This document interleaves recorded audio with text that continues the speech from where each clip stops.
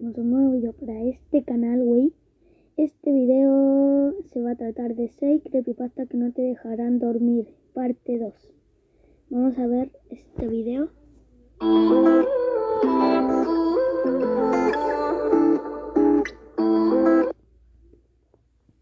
Estas son 6 creepypastas que no te dejarán dormir, parte 2. Por si no habíamos tenido suficiente con la primera parte, vamos a por la segunda. Número 6. Anora Petrova. A través de un email, Anora Petrova, una patinadora artística sobre hielo famosa, le contó a un amigo que estaba muy asustada por lo que había pasado hacía unos días. Le contó que con los nervios de la competición y sin poder concentrarse en nada, decidió pasar el tiempo buscando información sobre ella en internet. En esa búsqueda fue a parar a una página de Wikipedia que alguien había creado sobre ella. El caso es que no había mucha información, casi era un borrador, pero antes de cerrarla, se percató de que decía que ella había ganado la competición de ese año, que aún estaba por celebrarse. Teniendo en cuenta que Wikipedia lo puede modificar cualquiera, pensó que tenía que ser algún fan o incluso alguien de su familia que lo había puesto para darle ánimos o como un amuleto. Sea como sea, ganó la competición, su primera victoria. A raíz de eso cogió la costumbre de mirar su página antes de cada competición y todas y cada una de las veces acertó. Aunque lógicamente le parecía extraño, estaba contenta por las victorias. Era feliz hasta que las cosas comenzaron a torcerse. En el email le cuenta a su amigo que antes de una competición importante para asegurarse la victoria, ella misma editó la página, pero inmediatamente después la reeditaron diciendo que su egoísmo le arruinó la vida. Empezaron una serie de eventos terribles, cada vez peores. Sabía que tenía que dejar de mirar la página, pero no podía hacerlo. Para empezar, predijo que la cuchilla del patín de otro competidor se partiría y le daría en la cara, y así fue.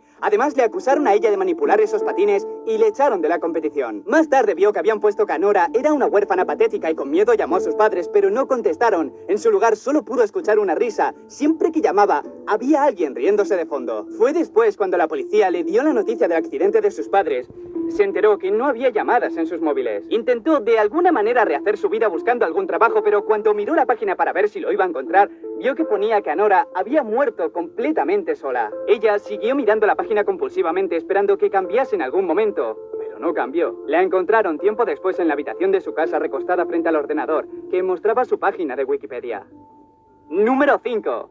Candle Cove. Un usuario con el nombre SkyShale003 creó un foro para hablar con personas que se acordasen de haber visto un show infantil llamado Candle Cove, un programa que emitieron hace 30 años más o menos. Quería hablar con gente que lo hubiera visto para saber si ellos también tenían pesadillas sobre el programa aún después de tantísimos años. El programa era un show con marionetas de bajo presupuesto. Aquello le daba un aire bastante siniestro, como ha pasado con otros shows infantiles. La directiva no controla bien el tema y terminan haciendo una aberración. El caso es que no le costó nada encontrar a otras personas que estaban como él. Se acordaban vagamente de los capítulos y compartían sus historias, pero de lo que más hablaron es del capítulo final. En él salían todas las marionetas del show a despedirse, pero de repente, sin ningún motivo aparente, se escuchaban gritos histéricos mientras se veían unas imágenes borrosas de las marionetas. Claro, aquella imagen los dejó llorando a todos, y tanto les impactó que no lo han podido olvidar. Algunos usuarios, entre ellos Mike Painter65, dijeron que le preguntaron a su madre por qué les dejaron ver aquello. Mike Painter cuenta, como los demás, que su madre se sorprendió mucho de que se acordase del show. Le explicó que cuando era pequeño lo que hacía era sentarse delante de la televisión diciendo que veía un programa de piratas llamado Candle Cove, pero no había nada. Todos los días, durante 25 minutos exactos, se quedaba mirando la estática. Número 4. El hueco de la cerradura. Le advirtieron que no mirara la habitación sin número, pero el hombre no lo pudo evitar. Resulta que al registrarse en el hotel, la recepcionista le dijo que de camino a su habitación hay otra pero sin número. Le dijo que pasase de largo, que la ignorase por completo. Le dijo que esa habitación se usaba para almacenar cosas. A él le parecía una advertencia extraña para hacer desde el primer minuto nada más entrar. Si era solo un almacén, bastaría con poner un letrero y ya está. Todo aquello no hizo más que aumentar su curiosidad. Si la recepcionista quería que se alejara, le estaba haciendo de pena. Cuando fue a su habitación y vio la puerta sin número, sintió la tentación de mirar, pero de primeras logró contenerse. Sin embargo, al día siguiente, al pasar de nuevo por delante, la intriga lo estaba matando y quiso saber lo que había dentro. Intentó abrir la puerta, pero lógicamente estaba cerrada, pero aun con la intriga, quiso ver lo que había dentro y miró a través de la cerradura. Cuando logró acostumbrar la vista, vio que lo que había detrás de la puerta era una habitación normal, como la suya. Y ya está, se termina aquí la historia. Tanta expectación para nada. No, a ver, sí que había algo. En la esquina había una mujer de espaldas apoyada en la pared. No había nada especialmente extraño salvo en la descripción de la recepcionista. ¿Por qué ocultar con tantas ganas una habitación normal? Al tercer día sintió de nuevo la necesidad de mirar, pero esta vez no lograba ver nada en concreto, solo un color rojo, como si la mujer lo hubiera tapado para que el pervertido no le espiase. Como si eso le hubiera indignado, como si su derecho fuese saber lo que había dentro, se fue a la recepcionista y le preguntó de nuevo por la habitación, contándole lo que había visto.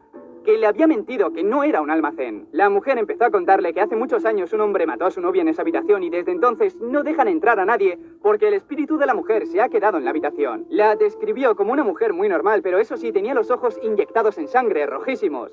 El hombre, pensando lo que le había dicho, supo que la mujer no había tapado la cerradura, sino que le estaba mirando. Número 3. No desinformación por internet. Pensaba que las historias de terror le ayudarían a educar mejor a su hijo. Siendo padre soltero no lo tenía fácil, por lo que usaba el miedo, las historias de miedo, para que entendiera el peligro que suponen algunas cosas. Un día, estando con su hijo, le comentó que le iba a explicar una historia. El chico ya sabía que le contaría algo de terror y en cierto modo ya se había acostumbrado a ello. Tantas historias sobre fantasmas y brujas lo habían insensibilizado. Aun con esas, el padre comenzó su historia. Colby le contó, era un niño que siempre que podía tenía un rato para hablar con sus amigos que había hecho a través de un juego. De este modo fue como conoció a Helper, un usuario del que se hizo amigo bastante rápido jugando con él. Después de un tiempo, Helper quería hacerle un regalo a Colby por haberle ayudado tanto en el juego, pero quería hacerle un regalo en la vida real, por lo que le pidió su dirección. El chico sabía por dónde iba su padre, que no hay que dar información a extraños. Pero aún así su padre continuó. Colby de algún modo se arrepintió de haberle dado la dirección y estuvo todo el día preocupado, así que en cuanto llegase la noche, aprovecharía ese momento para confesar a sus padres lo que había hecho, era lo mejor. Se tumbó en la cama y esperó a que fueran a darle las buenas noches. La casa estaba tranquila, podía escuchar la lavadora del cuarto de al lado y a su hermano llorando en la cuna. En ese momento escuchó cómo subían por la escalera y vio a su padre asomándose por la puerta de la habitación. Comenzó a confesarle lo que había hecho, pero notó que su cara era un poco diferente y no parecía mover la boca al hablar, así que se detuvo y le preguntó si estaba bien. Él contestó que sí, que no había ningún problema, pese a que la voz le había cambiado. El niño, ya nervioso, le preguntó si estaba su madre, y poco a poco ella también se asomó justo debajo de él. Nada más aparecer le pregunta, ¿vas a contarnos que le has dado nuestra dirección a Helper? Sabes que eso no está bien, Colby, ¿sabes por qué? ¿Sabes lo que hizo cuando vino? Nos mató a los dos nada más abrir la puerta. En ese momento las cabezas se balancean y ve cómo entra lentamente un hombre en su habitación y una vez dentro tira las cabezas decapitadas de sus padres y saca el cuchillo. Se lo pasó bien con Colby, no quiso matarlo rápidamente, lo fue apuñalando y cortando con el cuidado de no dar en puntos vitales. Lo alargó más de una hora. Cuando se aburrió escuchó el llanto del bebé en la otra habitación y pensó que ya que estaba también lo mataría. Pero al verle, el niño dejó de llorar. Helper cambió de repente, cogió al niño como si llevara toda la vida haciéndolo pese a que nunca lo había hecho, y decidió que no lo mataría. Le gustó tanto que lo crió como si fuera su hijo, y lo llamó William. Su padre supo que la historia había tenido éxito cuando vio que su hijo no reaccionaba, así que le pasó la mano por la cabeza y le dijo, ¿verdad que no darás información a desconocidos, William? Número 2.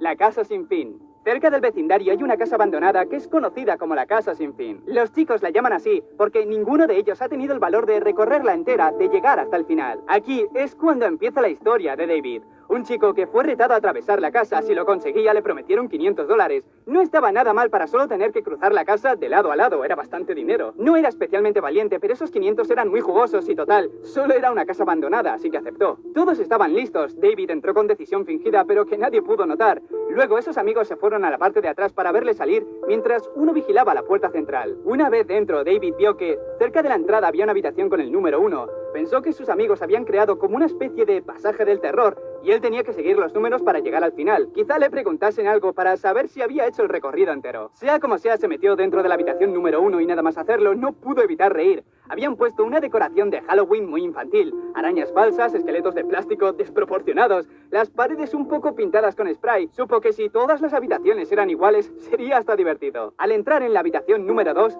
la cosa había mejorado bastante. En este punto había una máquina para crear humo, unas luces que daban sombras por todas partes. El tema es que cada vez que avanzaba a otra habitación lo que encontraba dentro era peor. En la 3, por ejemplo, había insectos reales por todas partes que comenzaron a atacarle. En la 4, entró en una habitación vacía completamente. Por no había puertas. Aquí estuvo un rato largo encontrando alguna explicación, hasta que la puerta apareció sin más. La 5ª y la 6ª eran también habitaciones vacías, pero con una silla en el centro y un foco de luz. En la 7ª se sumió en una oscuridad tan profunda que no podía ver sus manos. Sentía aún así que había alguien más en la habitación y estaba justo a su lado.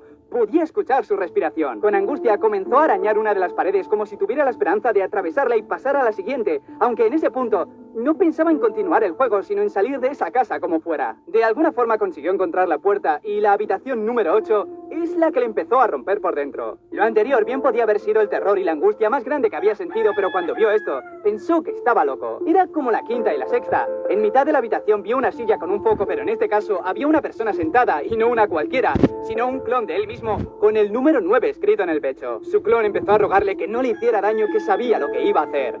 David miró por toda la habitación intentando comprender aquello de algún modo. Seguía sin entenderlo, pero vio que debajo de la silla había un cuchillo. Tardó bastante en darse cuenta de que no pasaría a la siguiente habitación si no mataba a su clon, y así lo hizo. Cuando le clavó el cuchillo, la lámpara se apagó y sintió como su clon se desvanecía. Debía estar en la habitación número 9. Allí permaneció inmóvil durante horas o días. Ya no estaba seguro de nada, se había abandonado completamente. Pero al final, en toda aquella negrura, pudo ver una luz por un pasillo que le guiaba por otra puerta, pero no tenía número. No tenía muchas esperanzas, pero al atravesarla, regresó de nuevo al vestíbulo. Estaba todo como antes, pero había un cartel que le felicitaba por haber llegado al final de la casa, y además vio los $500 de la apuesta, por lo que supuso que sus amigos la habían... Que casi lo hago. Un anuncio, tío. Vamos. Ya, ¿sabes? Cuando intentas ir tan rápido, al final no sabes ni lo que pulsas. habían dejado ahí. En un ataque de locura comenzó a reír de manera sostenida. No podía evitarlo. Reía porque había logrado salir de la casa. Reía porque tenía el dinero. Reía por estar por fin de camino a casa. Y reía de forma descontrolada cuando vio que antes de entrar a su casa había un gran número 10 grabado en la puerta. Número 1. Mensajes. Nathan estaba pasando por la peor época de su vida. Su novia había muerto no hace mucho y ahora estaba intentando, junto con su familia, borrar su Facebook. Lo más extraño es que un día, sin venir a cuento, recibe un mensaje desde su cuenta, un simple hola. En un principio pensó que alguien, al enterarse de su muerte, lo estaba utilizando para hacer una broma de mal gusto, por lo que lo notificó sin darle más importancia. Pero al poco tiempo la cosa fue empeorando. Seguía recibiendo mensajes sin mucho sentido, como a medias. Mensajes que decían que la llamara, que parase, que tenía miedo y que hacía frío. Y para rematar, se etiquetaba en fotografías nuevas donde ella no aparecía. Es verdad que aquello le disgustaba, pero en el fondo sabía que si no era una broma era algún fallo, que recopilaba partes de conversaciones antiguas y las publicaba como nuevas. Pero esa teoría suya se desmoronó en el momento en el que ella dijo que hacía frío. Recuerda que justo antes de morir ella no paraba de repetir que tenía mucho frío. Ya no sabía ni qué pensar, todo aquello le ponía triste y furioso. Pensó en dejar de escribir a su novia e ir a ver a la familia para ver qué se podía hacer, pero antes de dejar el ordenador recibió un último mensaje, una imagen. Una fotografía de la habitación de Nathan vista desde la puerta justo en ese momento, estando él delante de su ordenador.